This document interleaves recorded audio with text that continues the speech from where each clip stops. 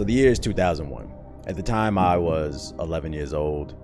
Bush was still president, and we had the horrific events of 9/11.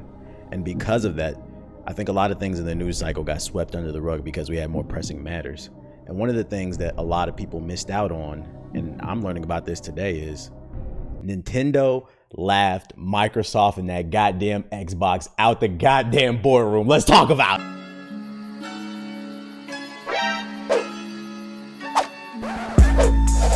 What's going on, beautiful people? The Black Hokage here, aka TVH. And to be honest, man, Microsoft took an L back in 2001. And you know, the funny thing is, this L, it's because they had no games, which is funny because they don't got no games.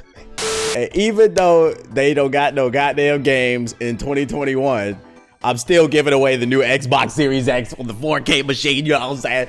If you want to win a free Xbox Series X, there will be a link in the description box below. Click that. It don't take but a minute to click that link. Sign up, then come back and watch the video. People keep asking me, why don't you give away a PS5? I gave away a PS5 last month, so this month I'm giving away an Xbox. Maybe next month I'll do a PS5, but I'm giving away this Xbox Series X. If you want the new 4K machine, it don't got no games, but you can look at it. Click that link in the description box below. So I was on Google News, you know, trying to catch up on what's going on in the world, and I got this headline that said Microsoft tried to buy Nintendo but got laughed out of the room. And I was thinking this was some type of modern story, but this was actually something that involves Microsoft back in 2001 when the original Xbox came out. And this one's really interesting. To give you the gist of it, because I've already read this article, basically Microsoft was looking for basically games for their new platform, and Nintendo was like, who the fuck are you? Because remember, if you're not old enough to remember, because I know a lot of you who watch me were born in 2001. God damn, I'm old. But back then in 2001, this was the original Xbox. This is before Halo and Gears of War and all this other stuff. They really didn't have any name in the gaming world. Back when I was a kid, it was Sega, Nintendo, and Sony was starting to make a footing with the PlayStation 1 and 2. But yeah, back then Microsoft was nobody. They was known for Windows, basically.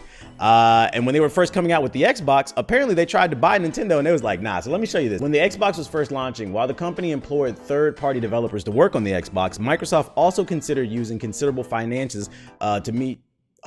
I cannot fucking read. Just go ahead and hit the dislike button. I can't read. Microsoft considered using considerable financial might to buy developers, and Microsoft set its sights high, approaching Nintendo about an acquisition. Microsoft was laughed out of the room, says Kevin Bocus, a developer for third-party relations on the Xbox project. They just laughed their asses off, Bocus said to Bloomberg. Like, imagine an hour of somebody just laughing at you. That was kind of how the meeting went. Microsoft's specific pitch did make some amount of sense at the time. Nintendo was lagging behind Sony badly from a hardware perspective, so Microsoft figured it could take on hardware production and leave Nintendo to focus on the software.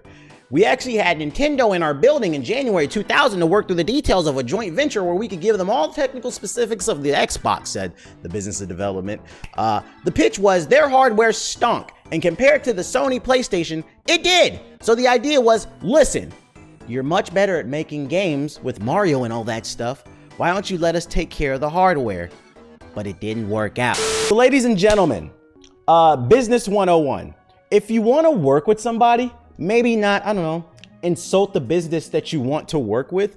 That's a serious problem in itself. You talking about Microsoft basically came in and said, yo, Nintendo, your hardware is trash. Basically, you signaled that you didn't even understand the games market, because at the end of the day, I don't care what anybody says, we all love graphics. But most of us, I would say about 80% of gamers would say they're a gameplay first type of person.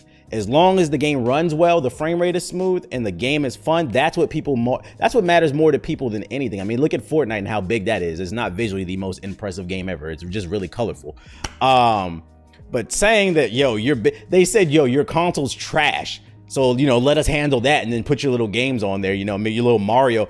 Yo, let me read that back. Your Mario and stuff. That shit is insulting. You can't come into a meeting being condescending, especially because Microsoft is big in the West, and then they were talking to an Eastern company. And then it's also funny, it speaks to Microsoft arrogance, because it's like, you're a nobody at this point in the business, and you went to a giant. For those of you unaware, Nintendo has been around since the 1800s. Do your Googles, man.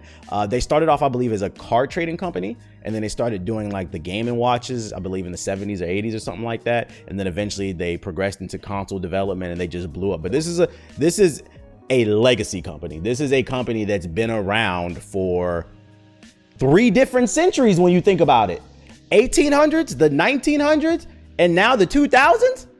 And you coming to them talking about your hardware stinks.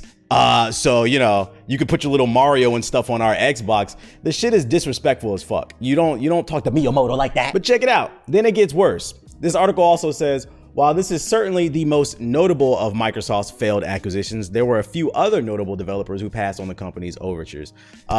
EA was the first company that Microsoft reached out to. The software giant passed with a more simple, no thank you. Microsoft also had meetings with Square and they were like, no.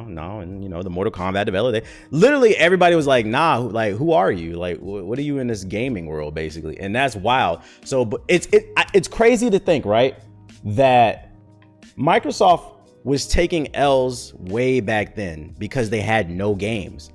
And fast forward like 15 years later, almost 20 years, and there's no, it has, wait, yeah, god damn, I'm old.